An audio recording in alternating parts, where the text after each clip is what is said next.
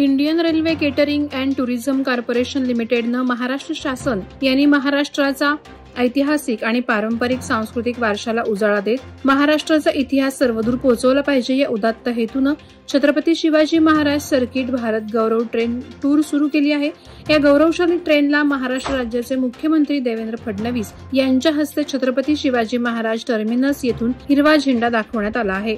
या प्रसंगी त्यांनी शिवराज्याभिषेक दिनाच्या सर्वांना शुभेच्छा देत उपस्थितांना संबोधित केले। ही ट्रेन शिवरायांच्या पदस्पर्शाने पावन झालेल्या अनेक स्थळांना जाणार आहे। माणगाव निजामपूर रोडवरील हॉटेल आपुलकी येथे वेटरचे काम करणारा घनश्याम सिंह वय वर्ष 28 राहणार उत्तर प्रदेश हा त्याच्या सहकारी सोबत कचेरी रोड परिसरातून जाणाऱ्या रेल्वे ट्रॅकवरून निजामपूर रोडकडे चालत येत असताना गोवा बाजूकडून मुंबई बाजूकडे जाणाऱ्या मंगला एक्सप्रेसची धडक बसून घनश्याम सिंहचा मृत्यू झाला। घटनेची माहिती मिळताच माणगाव पोलीस ठाण्याचे पोलीस निरीक्षक निवृत्ती बोराडे यांच्या मार्गदर्शनाखाली पोलीस पथक घटनास्थळी दाखल झाले आणि माणगाव उपजिल्हा रुग्णालयात नेण्यात आले। या प्रकरणी पुढील तपास माणगाव पोलीस करत आहेत।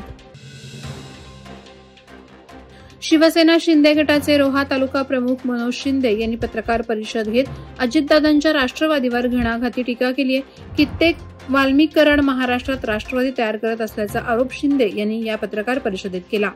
कर्जतमधील राष्ट्रवादीचे नेते सुधाकर घारे यांनी 2 दिवसांपूर्वी पत्रकार परिषद घेत आमदार महेंद्र थोरवे हे रायगडचे वाल्मिकीकरण असल्याचा आरोप केला होता। त्यानंतर आता यावर प्रत्युत्तर देत शिंदे सेनेच्या रोहा तालुका प्रमुख मनोज शिंदे यांनी रोहामध्ये अनेक नावे समोर येत असून ते सुद्धा वाल्मिकीकरण असल्याचा टोला लगावलाय। हाळफाटा पळसदरी मार्गावरील तळवली गावाच्या हद्दीत रिक्षा चालकाचे रिक्षावरील नियंत्रण सुटल्यामुळे रस्त्याच्या कडेला जाऊन सुमारे 25 ते 30 फूट खोल खड्ड्याच्या शेतात जाऊन कोसळली, तर अपघातग्रस्त रिक्षामधील 5 प्रवासी थोडक्यात बचावले असून कोणतीही जीवितहानी झाली नाही। प्रवासी एकवीरा आई देवीचे दर्शन घेऊन डोंबिवलीकडे मार्गक्रमण करत असताना तळवली गावाच्या हद्दीत हा अपघात घडला। अपघाताची माहिती मिळताच स्थानिक ग्रामस्थ आणि अपघातग्रस्ताच्या मदतीसाठी टीमचे सदस्य घटनास्थळी दाखल होत प्रवाशांना धीर देऊन रिक्षा क्रेनच्या सहाय्याने बाहेर काढली। शुक्रवारी पेण शहरातील देवआळी परिसरात पिसाळलेल्या कुत्र्यानं दोघांवर चांगलाच हल्ला चढवून त्यांना गंभीर जखमी केलं असून यात एका पुरुषाच्या हाताला गंभीर जखमा झाल्या तर महिलेच्या पायाचे लचके तोडल्याने महिला जखमी झाली। जखमींवर रुग्णालयात उपचार सुरू असून रोज मरे त्याला कोंडरडे अशी अवस्था नागरिकांची झाली। लोकप्रतिनिधी तसंच अधिकाऱ्यांचं दुर्लक्ष होत असल्याच्या संतप्त भावना नागरिकातून व्यक्त करण्यात येत आहेत। नगरपालिकेने शहरात वाढत जाणाऱ्या कुत्र्यांच्या संख्येबाबत लवकरात लवकर उपाययोजना करावी अशी मागणी होत आहे। सामाजिक कार्यकर्ते अॅडव्होकेट आकाश सोनावणे यांच्या पुढाकारानं खोपोलीतील Prakashnagar Mohanwadi DP road Neelkanth valley परिसरात जागतिक पर्यावरण दिन साजरा करून वृक्षारोपण कार्यक्रम पार पडला। अॅडव्होकेट आकाश सोनावणे हे गेल्या अनेक वर्षापासून समाजोपयोगी कार्य करून सामाजिक बांधिलकी जपत आहेत। ते 300हून अधिक झाडांची लागवड करून त्यांना जोपासण्याचं काम करत आहेत।